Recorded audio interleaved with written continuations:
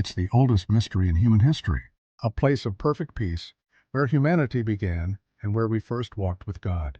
We call it the Garden of Eden.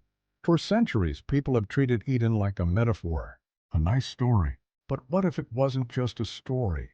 What if it was a real location on a real map? Here's the fascinating thing. The Bible doesn't just say Eden existed once upon a time. In the book of Genesis, chapter 2, it actually gives us geographic coordinates. Today, we are going to trace those ancient clues and see where they lead us in the modern world. Welcome back. The account in Genesis is surprisingly specific.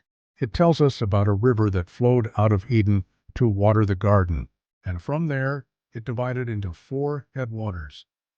Think of it like a detective story. We have 4 clues to pinpoint the location. 4 rivers. The first 2 are mysterious. The river Pishon, said to flow around the land of Havilah, where there is gold, and the river Gihon, flowing around the land of Cush. Scholars have debated the location of these 2 for centuries. Some think they might be ancient riverbeds that have long since dried up, or names that changed over millennia. But then we get to clues 3 and 4. And this is where the ancient map locks onto our modern world. Genesis explicitly names the Tigris and the Euphrates rivers.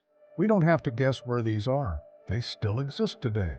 They are the lifeblood of the Middle East, flowing through modern-day Turkey, Syria, and Iraq, eventually emptying into the Persian Gulf.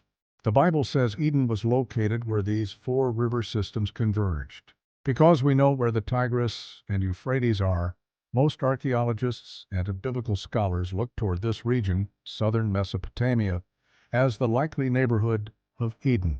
So why can't we just plug it into GPS and visit today?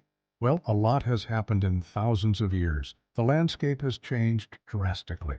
We have shifting climates, rising sea levels, and the massive geological disruption described in the Bible as Noah's flood. It is very likely that the exact topography of Eden was wiped away or buried under sediment long ago.